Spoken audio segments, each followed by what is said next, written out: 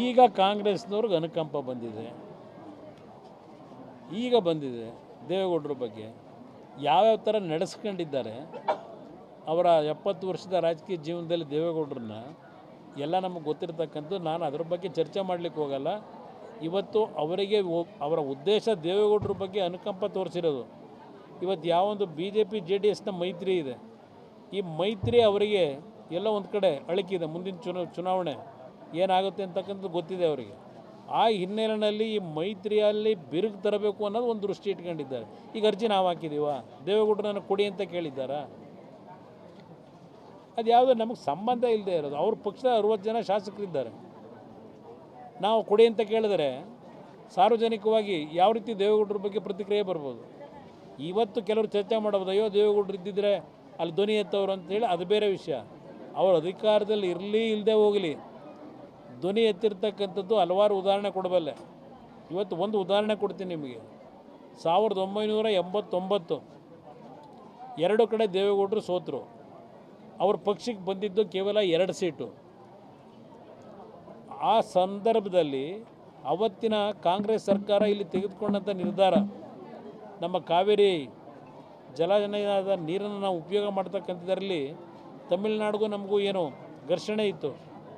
89ರಲ್ಲಿ ಅವತ್ತಿನ ನಮ್ಮ ರಾಜ್ಯ ಸರ್ಕಾರ ಉದ್ದಟತನ ಏನು ತೋರಿಸಿದ್ರು, ಪ್ರಥಮವಾಗಿ ಟ್ರಿಬ್ಯುನಲ್ ರಚನೆ ಆದಂಥದ್ದು ಅವರ ನಡವಳಿಕೆಯಿಂದ.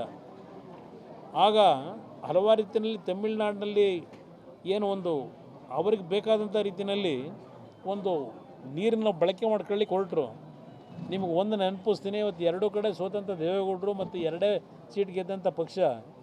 ಆ ಸಂದರ್ಭದಲ್ಲಿ ಇಲ್ಲಿ ಬಹುಶಃ ನಮ್ಮ ಜೊತೆಲಿ ಇಲ್ಲ, ನಮ್ಮ ಯಾರಪ್ಪ ನಮ್ಮ ಲೀಡ್ರ್ ಇದ್ನಲ್ಲ, ಅಲ್ಲ ನಾನು ಬಂದಲ್ಲ ಮೈಸೂರು ಆಫೀಸಿಂದ ದುಡ್ಡು ತಗೊಂಬಂದಲ್ಲಪ್ಪ ಲಾರಿ ಕೊಡೋಕ್ಕೆ ಬಸ್ಗಳಿಗೆ, ಶಿವಾನಂದು ನಮ್ಮ ಬುದ್ನೂರು, ಅವರ ಮನೆಯಲ್ಲಿ ದೇವೇಗೌಡರೊಂದು ಮೀಟಿಂಗ್ ಕರೆದು ಅವತ್ತಿನ ಒಂದು ಸಂದರ್ಭದಲ್ಲಿ ನಮ್ಮ ಜನಕ್ಕೆ ಆಗ್ತಿರ್ತಕ್ಕಂಥ ಅನ್ಯಾಯಕ್ಕೆ ಅವ್ರು ಏನು ಯಾವುದೇ ಜನ ಸೋಲಿಸಿದ್ರು ಜನಗಳ ಪರವಾಗಿ ಧ್ವನಿ ಎತ್ತಿದ್ರು. ಮೈಸೂರಿನಲ್ಲಿ ಮೈದಾನದಲ್ಲಿ, ಮಹಾರಾಜ ಮೈದಾನದಲ್ಲಿ 2 ಲಕ್ಷ ಜನ ಸೇರಿಸಿ ಒಂದು ಸಭೆ ಆಯಿತು.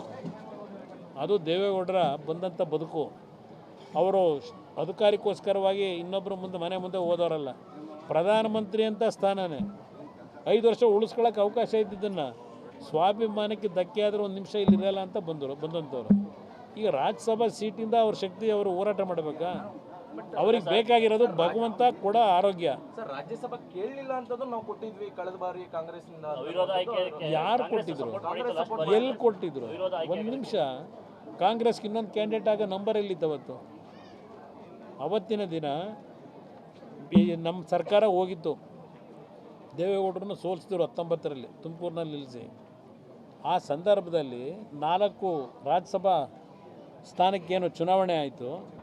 ಅವತ್ತು BJPನಲ್ಲೂ ಇನ್ನೊಂದು ಅಭ್ಯರ್ಥಿಗೆ ನಂಬರ್ ಇರಲಿಲ್ಲ, ಕಾಂಗ್ರೆಸ್ನಲ್ಲೂ ನಂಬರ್ ಇರಲಿಲ್ಲ.